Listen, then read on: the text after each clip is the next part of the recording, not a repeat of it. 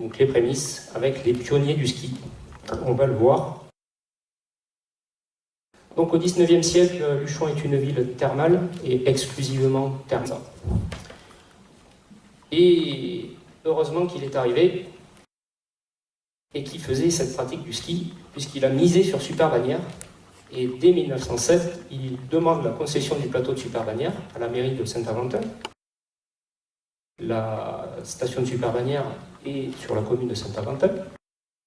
Et donc, il obtient cette concession donc, pour créer ce chemin de fer à crémaillère et créer un hôtel à son sommet. Donc, il obtient cette concession. Et donc, ce qui est assez intéressant, c'est que ici, déjà, dès 1911, on a les mots sport d'hiver. Donc, c'est que dans le projet, il est inscrit sport d'hiver. Et ça, c'est vraiment l'innovation du moment, puisqu'il fallait faire ce pari d'aller faire des sports d'hiver et d'avoir une station de sport d'hiver. Puisque à cette époque-là, 1911, il n'y a que Chamonix et Super-Bagnères. Donc en 1911, on commence à construire ce train à crémaillère pour monter à Super-Bagnères. Je ne vous refais pas l'histoire. En 1912, inauguration, donc toujours avec notre petite hôtellerie pour 1913-1914, donc c'est les plus anciennes que je suis arrivé à retrouver. Donc une très belle saison. Et c'est la véritable première saison de hockey et une piste de course. Donc on est quand même pas mal équipé pour pratiquer les sports d'hiver à Super-Bagnères. Et donc une autre innovation en 1929, c'est l'apparition de la première remontée mécanique après la crémaillère, puisque la crémaillère servait à remonter les skieurs. On installe ce qu'on appelle un funibuge, donc un grand mot pour dire un traîneau posé sur deux skis et tracté par un câble. Donc le bâtiment est encore un petit peu visible, où était logé le treuil. Et donc ça, c'est une véritable innovation de remonter mécaniquement par câble des skieurs, puisque les premiers téléskis vont arriver plutôt dans les années 35. Il y a eu un premier traîneau un peu archaïque ici, où il y avait une seule banquette à 4. Et ensuite, il y a eu 2 sièges ici, donc 2 et 2. Et puis on pouvait remonter aussi en se tractant là sur un bout de bois, donc ça pouvait remonter 2 autres personnes. Et puis après, ils avaient installé des cordes pour remonter donc 2 autres personnes par là. Donc voilà la première remontée mécanique de Super-Bagnères. Donc on retrouve l'ensemble de ce que je vous ai montré tout à l'heure, mais plus un tremplin maintenant. Donc rappelez-vous, c'était une piste de saut. Et comme il n'y en a pas assez d'un, il y en a un deuxième ici. Encore une belle saison, 1934, donc toujours l'illustration. Et donc je vous ai mis cette photo-là pour vous montrer un petit peu l'évolution de ce tremplin, qui était la piste de saut qu'on a vue tout à l'heure. Là on voit le beau tremplin et la belle affiche qui est affichée là-bas aussi. Et donc, petite innovation aussi, c'est la première fois qu'on chronomètre automatiquement une course de ski à Super-Bagnères. Donc avec un dispositif un peu archaïque, mais qui marchait. Donc avec un phare ici qui fait un faisceau lumineux, qui est capté par une cellule ici, et quand le skieur passe devant, ça coupe le faisceau, ça ferme un contacteur, et ça s'arrête. Alors, on le place ici, sur les pentes de Téchousse, le téléski de Cabane. Donc voilà quelques photos de la ligne. Donc première version, donc il y a eu 2 versions. Première version, on était tracté par les bras. Donc ici, vous voyez, il y a un triangle comme un cintre et on était tracté comme ça à la force des bras. Et ensuite, on a mis, quand Jean Pomagalski a mis au point la perche avec sellette, la perche qu'on connaît aujourd'hui, on installe ce type de perche ici pour plus de confort.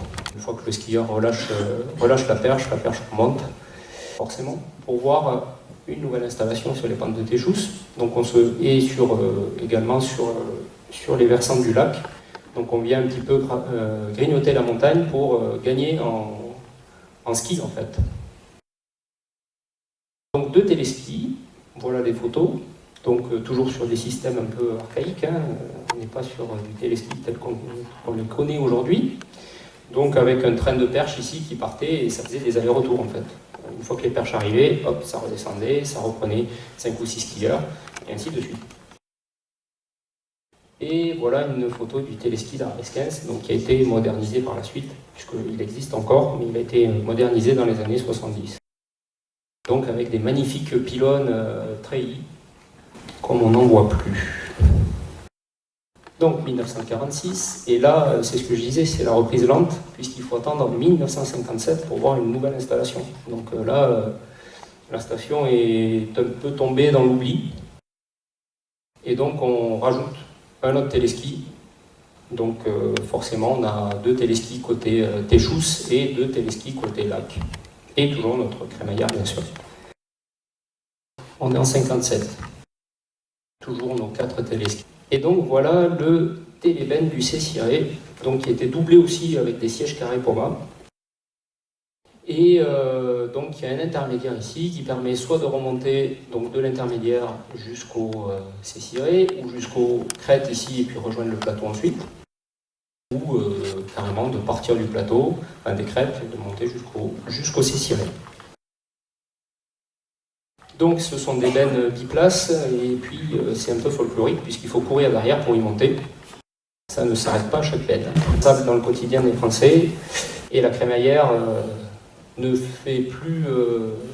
n'a plus autant de charme qu'avant, donc on préfère son confort personnel, et donc on cède et on ouvre une route qui, vous l'avez bien compris tout à l'heure, aura des conséquences irréversibles sur la vie de la crémaillère. Et comme les télébennes, on connaît ça, super bannière, on en met un autre, parce qu'on sent aussi la fermeture de la crémaillère qui est ici. Et vous savez, je vous ai montré, vous avez la piste record qui descend ici. Donc il fallait un autre moyen pour remonter, et on installe ce télébène d'Artigues, qui deviendra par la suite un télésiège. Ceci explique que ça a manqué quand même pendant quelques années, ce télésiège, puisque le projet avait été pensé dans sa globalité, donc avec tous ces télésièges. Et donc, on a fait ça pendant plusieurs années. Mais l'histoire a réparé quand même. Donc ici, vous avez le télésiège de Peyrat, donc le fameux télésiège qui n'a fonctionné que quelques saisons. J'aimerais rajouter que on entend souvent que Super Bannière est un peu en retard, ou des choses comme ça. Et j'espère juste que vous avez compris un petit peu comment elle s'est développée, et qu'il y a le poids de l'histoire qui est un petit peu derrière, et qu'il faut prendre le temps aussi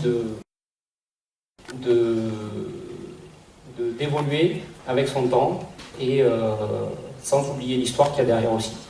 Je vous remercie. Bravo.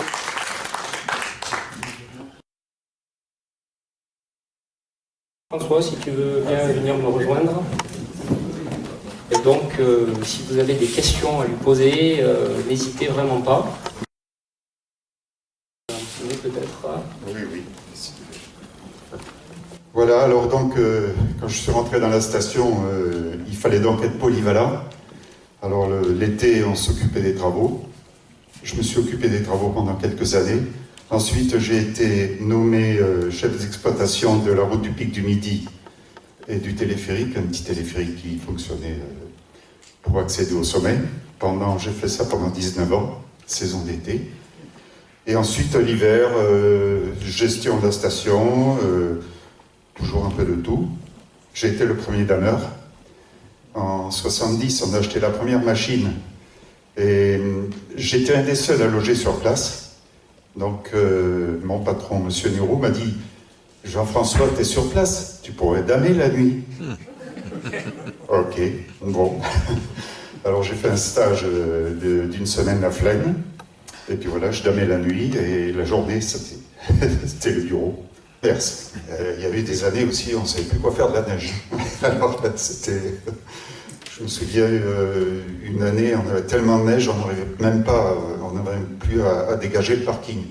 On avait été obligé de faire monter des bulldozers pour pouvoir essayer de dégager le parking. Il y avait des montagnes de neige de 10 mètres tout autour du plateau.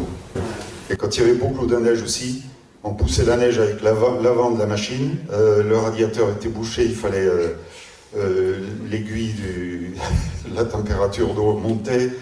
Et alors, le pire, c'était la chaleur qu'il faisait dans cette machine. Il y avait un 6 cylindres à côté de moi. Il faisait 30 degrés et dehors, il faisait moins 15. Alors, si on ouvrait les glaces, on avait la neige qui rentrait. Hein. Pas de suspension, il y avait des sièges durs. Maintenant, c'est des machines, c'est des Rolls, quoi. Les sièges sont suspendus, lame, tout est hydraulique. Vous avez un petit joystick pour conduire les machines. C'est vraiment... Le C-Ciré était damé à l'époque où tu... Oui, comme ça. Il n'y avait pas de... Non, il n'y a pas de... Non, il y avait... Enfin... Non, on ne pouvait pas monter jusqu'en haut avec les premières machines. Et moi, je me souviens avoir, quand il y avait des compétitions de ski, à l'époque, le chef du personnel, c'était Louis Bigourdan, qui était un gars assez sympathique et sportif. Alors, il me disait, JF, allez, on a une course, il faut venir damer. Alors on montait le matin de bonne heure, et puis allez, hop, pendant des heures. On dormait bien le soir après, on était